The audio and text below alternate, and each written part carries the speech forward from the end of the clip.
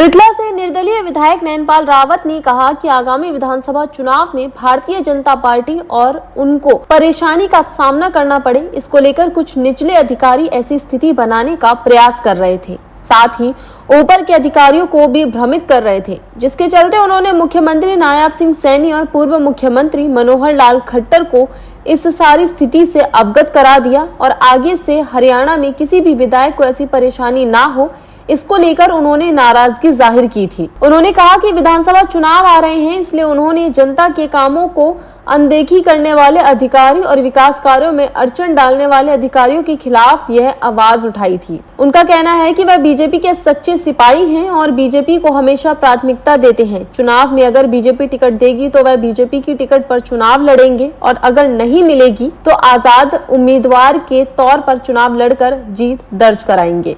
देखो, कुछ कार्यकर्ताओं को लेकर और डेवलपमेंट्स के काम को लेकर कुछ ऑफिसर इस तरह की स्थिति पैदा कर रहे थे जिससे भारतीय जनता पार्टी को, स्वयं मुझे कहीं न कहीं परेशानी का सामना करना पड़े, क्योंकि आने वाले 2 महीने के बाद चुनाव है।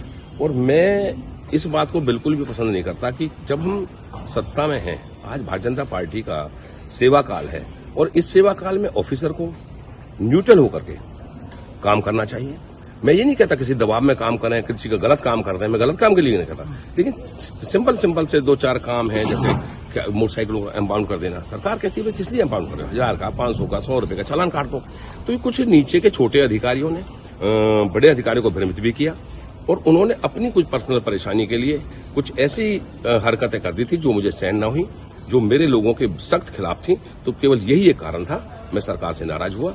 और उसके बाद जब सारी प्रक्रिया पर माननीय पूर्व मुख्यमंत्री मनोहर लाल जी ने, अभी के मुख्यमंत्री के जो नायब सैनी जी ने और इसके साथ साथ हमारे सह प्रभारी विप्लव देव जी ने, सब ने इस पर, नेताओं ने इस पर मिलकर के काम किया और मैं उसके बाद संतुष्ट भी हुआ।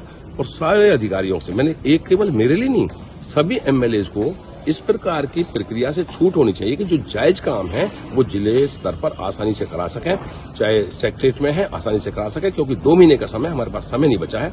2-2.5 साल का कोरोना काल भी रहा है, तो प्रेशर जो है वो डेवलपमेंट का भी है। लेकिन अगर ऐसे में किसी का पर्सनल काम खराब होता है, किसी पर्सनल कार्यकर्ता को दिक्कत आती है, तो निश्चित तौर पर हमें कहीं न कहीं नुकसान। नाराजगी दूर है आपकी? बिल्कुल निश्चित तौर पर नाराजगी दूर। चुनाव लड़ने की बात काटी ऐसे वक्त में तो मैं जीता, और आज भी शायद 100 और 20 का रेशो होगा।